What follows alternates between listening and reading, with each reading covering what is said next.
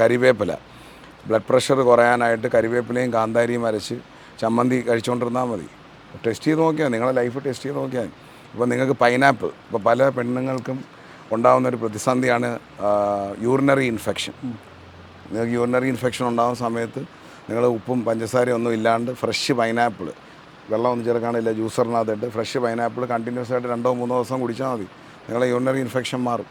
ചെമ്പരത്തിപ്പൂ, ചെമ്പരത്തി ഇലയും തലയ്ക്ക് ഷാമ്പൂ ആയിട്ടൊക്കെ യൂസ് ചെയ്യാൻ ബെസ്റ്റാണ്.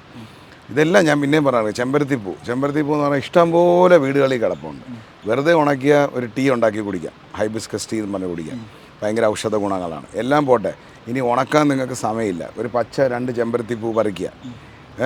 ചെമ്പരത്തിപ്പൂ പറിച്ചിട്ട് ഒരു നാരങ്ങയും വെച്ച് പിഴിഞ്ഞ് ഇച്ചിരി ഹണിയും ഒഴിച്ച് ഒരു ജ്യൂസ് അടിച്ച് കുടിക്കാം. പിങ്ക് കളറിൽ ഇരിക്കുകയും ചെയ്യും, ഭയങ്കര ടേസ്റ്റിയാണ്. മനസ്സിലാവുന്നുണ്ടോ? ഇനിയിപ്പോൾ ഇലക്ട്രോലൈറ്റ്സ് ബൂസ്റ്റ് ചെയ്യാനാണെങ്കിൽ 2 സോൾട്ട് ഇടാം. ഇനി ചെമ്പരത്തിപ്പൂ തന്നെ ബേസ് ചെയ്തിട്ട് നമുക്ക് പായസം ഉണ്ടാക്കാം. അതേ കണക്ക് ഓരോ കാര്യങ്ങളും നിങ്ങളുടെ ബോഡി ഒരു pH വാല്യൂ അസിഡിക്കും ആൽക്കലൈനുമായിട്ടൊരു കോമ്പിനേഷനാണ്. അപ്പോൾ ഇപ്പോൾ നിങ്ങൾക്ക് നെഞ്ചരിച്ചിലുണ്ട്, അങ്ങനെയുള്ള പ്രതിസന്ധികളുണ്ട്, നിങ്ങൾ വെന്ത വെളിച്ചെണ്ണ കൊണ്ടുവന്നിട്ട് ഒരു സ്പൂൺ കുടിച്ചാൽ മതി. നിങ്ങളുടെ ഇൻറ്റസ്റ്റൈനിൽ അത് ഹീൽ ചെയ്യും.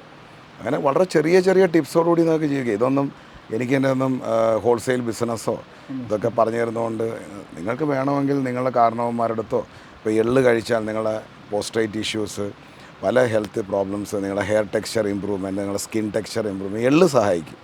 നല്ല എള്ള് അവിടെ കിട്ടും. കഴുകി ഉണക്കി പൊടിച്ച് കഴിക്കണം.